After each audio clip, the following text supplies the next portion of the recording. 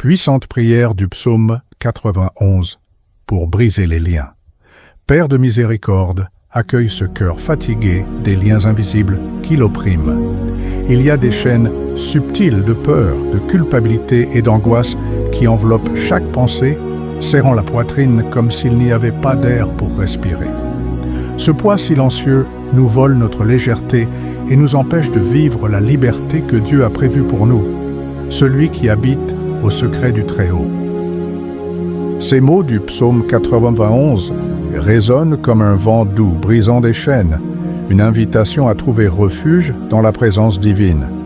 Demeurer en Dieu est plus qu'un réconfort temporaire. C'est renoncer à céder de l'espace à la peur et lui permettre de briser les chaînes qui nous retiennent. Libération, libération. Libération qui jaillit lorsque nous reconnaissons le Très-Haut comme notre port sûr. Saint Augustin a enseigné que seul en Dieu la volonté est libérée, car libertus ad Deo signifie être détaché par les mains du Créateur, loin de l'esclavage intérieur. Imaginez une volonté fatiguée, retrouvant sa force en se reposant dans la vérité divine, trouvant en Dieu la seule clé capable de déverrouiller les portes de notre prison émotionnelle. Sainte Thérèse d'Avila a comparé l'âme libérée à un oiseau qui abandonne sa cage en sentant le souffle divin. Sentez ce vent maintenant, enveloppant vos ailes invisibles, élevant chaque goutte de douleur et chaque soupir d'angoisse loin. La liberté n'est pas un rêve lointain, c'est le vol qui naît de l'intérieur lorsque Dieu nous appelle à sortir de la prison et à faire confiance à son amour qui brise toutes les chaînes. Demeurez au Très-Haut. Joan se réveillait avec les mains tremblantes, des souvenirs des jours où la dépendance l'avait piégé comme une chaîne invisible. Dans un instant de supplication silencieuse, il murmurait « Je demeure au Très-Haut » et sentait le poids s'élever de sa poitrine, comme si chaque syllabe était un vent qui soulève les feuilles sèches de ses chagrins. À chaque répétition, la certitude d'un abri divin prenait forme dans son cœur fatigué. Affirmer « je demeure » restructure notre sens d'être acteur de notre vie. La théorie de l'autodétermination révèle que reconnaître notre demeure en Dieu fortifie la liberté intérieure, offrant un sol ferme là où nous marchions auparavant sur un terrain mouvant. Et, dans l'esprit, l'écho de « secret du Très-Haut » active des réseaux neuronaux de sécurité, réduisant les impulsions autodestructrices et ouvrant de l'espace pour des décisions ancrées dans la paix. Saint Thomas d'Aquin a enseigné que Dieu est le fondement et le soutien de toute liberté. Imaginez ce fondement s'étendre sous vos pieds, comme un rocher solide ancrant chaque pas. Greg Braden parle de la résonance quantique de la protection divine, une fréquence invisible que les dissonances de la peur ne peuvent pas pénétrer. Sentez ce champ de grâce envelopper chaque cellule de votre être. Dans l'obscurité de la chambre, la main se pose sur la poitrine, comme celle qui touche une douce flamme. 3 fois à voix basse, laissez résonner « Je demeure en toi, Seigneur ».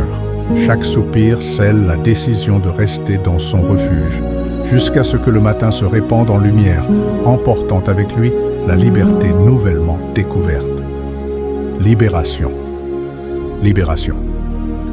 Libération qui jaillit en habitant le cœur du Très-Haut, brisant les liens avec le pouvoir de cette présence qui soutient et étreint. Ombre protectrice. Maria se réveillait envahie par l'anxiété, son cœur martelant comme si chaque battement annonçait un danger imminent. Dans sa méditation matinale, elle laissait le verset « Ombre du Tout-Puissant » résonner dans son esprit comme un doux manteau couvrant chaque pensée. Au fur et à mesure que cette ombre imaginaire s'étendait, l'attention s'évanouissait, remplacée par un silence consolateur qui calmait sa poitrine affligée. Invoquer cette ombre crée un effet halo interne. Le simple souvenir d'être sous des ailes protectrices déborde de confiance et de sérénité tout au long de la journée. Les neuroscientifiques spirituels affirment qu'imaginer être protégé régule l'amygdale, réduisant les niveaux de cortisol et permettant des réponses plus équilibrées face aux défis. Sentez les muscles se détendre, tandis que l'ombre divine enveloppe votre esprit. le père Fabio de Mello décrit l'ombre de Dieu comme un refuge incassable, une forteresse qui défait les chaînes invisibles. Joe Dispenza, en termes quantiques, parle d'un champ d'invulnérabilité qui se forme en se concentrant sur la présence sacrée. Visualisez ce champ enveloppant chaque cellule, créant une aura de paix qui repousse les peurs anciennes. Dans l'obscurité de la chambre, fermez les yeux et percevez une ombre accueillante grandissant autour de vous. À chaque inspiration, permettez-lui de créer un espace sacré. En expirant, reconnaissez « Tu es mon ombre ». 3 respirations conscientes établissent un mini-rituel de sécurité intérieure, vous rappelant que, sous la garde du Tout-Puissant, il n'y a pas de place pour les craintes. Fuite des pièges. Paolo sentait le poids des pièges du marché chaque fois qu'il s'asseyait à la table des négociations. Dans un instant de recueillement, il déclamait intérieurement « Tu me délivreras des lacets du chasseur » et voyait dans son esprit des fils fins se défaire, comme des toiles d'araignée.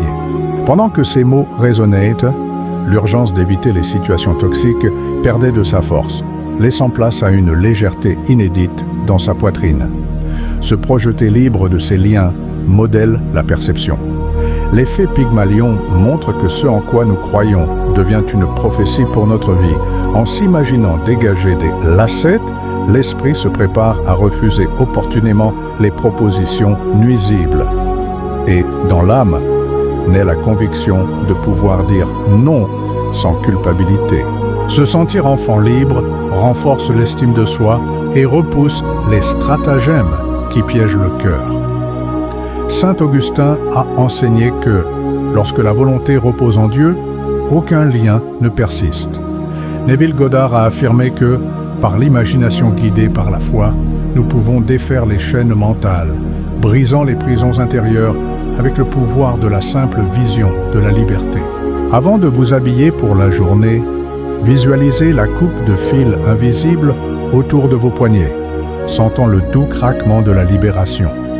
Murmurez mentalement « Je suis libre en Christ ».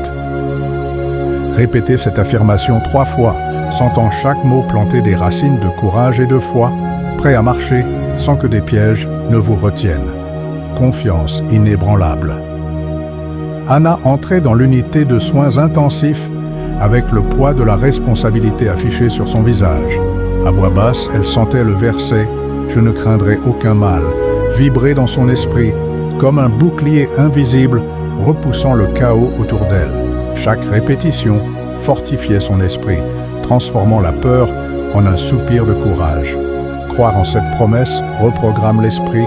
L'effet Galatée démontre qu'en affirmant « Je ne craindrai pas », notre cerveau ajuste les synapses pour des réponses plus équilibrées, réduisant les pics d'anxiété. La dopamine libérée par la confiance crée un état de résilience, permettant d'agir avec clarté, même sous pression. Saint Jean-Paul II a enseigné que le courage naît de la foi en celui qui nous guide. Imaginez cette foi comme une fontaine intarissable qui jaillit en vous, nourrissant chaque pensée d'une détermination sereine. Le Dr Joe Vital rappelle que la loi de l'attraction quantique de la confiance en soi attire des circonstances qui reflètent notre croyance, ouvrant des portes de faveur là où il y avait auparavant des blocages. Dans un cycle de respiration consciente, inspirez en affirmant « Je ne craindrai pas » et expirez en reconnaissant « Car tu es avec moi ». Pendant 1 minute, laissez chaque syllabe résonner dans votre poitrine, créant un chant interne de courage qui accompagne chaque pas de la journée.